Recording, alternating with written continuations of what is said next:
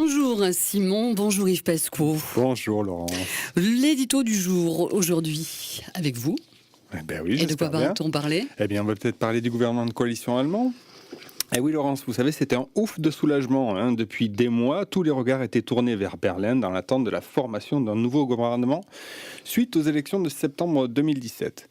Après une première tentative infructueuse avec la coalition dite Jamaïque, les conservateurs et les sociodémocrates ont enfin trouvé un terrain d'entente pour former la grande coalition, autrement appelée la GroKo, die grosse coalition.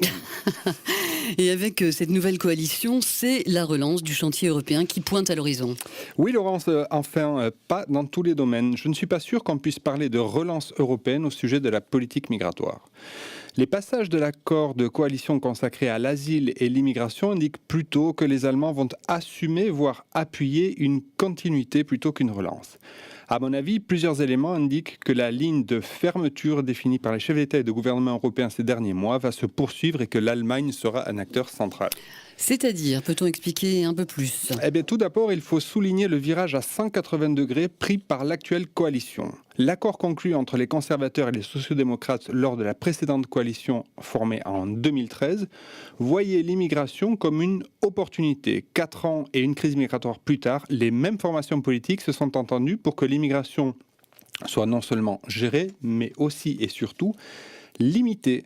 Au-delà du virage politique, cet objectif correspond à celui défini depuis octobre 2015 par le Conseil européen qui promet l'objectif d'endiguer les flux migratoires. Les termes de l'accord de coalition sont certes mieux choisis, mais ils poursuivent un même objectif. Et est-ce que vous voyez d'autres similitudes? Oui, et pas des plus encourageantes. L'accord de coalition mentionne que la politique mise en place doit éviter que la situation de 2015 ne se produise de nouveau. Que la situation de 2015 ne se produise de nouveau. Et en quoi cette formulation vous interpelle, Yves Pesco? Eh bien, elle ressemble furieusement à celle utilisée par les chefs d'État et de gouvernement réunis à Bratislava en septembre 2016. À cette occasion, ils ont adopté un programme de travail et dans la section consacrée aux migrations, la première phrase pose l'objectif de, je cite, « ne jamais permettre que se reproduisent les flux incontrôlés que nous avons connus l'année dernière ».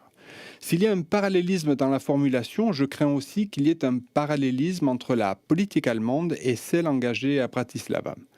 Or, Bratislava est pour moi un tournant dans la politique européenne d'immigration. C'est le moment où les États membres ont reconnu que les seuls domaines dans lesquels ils pouvaient encore avancer ensemble étaient celui de la gestion des frontières extérieures et celui de l'éloignement des personnes en situation irrégulière.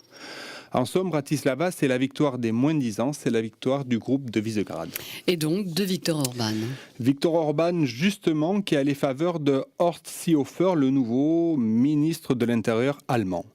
Alors que ce dernier était encore le patron de la CSU bavaroise, il a invité Viktor Orban à 2 reprises en Bavière, en 2015 et en janvier 2018. Le mois dernier, Horst Seehofer a créé la polémique en disant dans un style très Visegrad que, je cite, « l'islam n'appartient pas à l'Allemagne ». Cette proximité entre le ministre de l'Intérieur allemand et le leader hongrois laisse perplexe.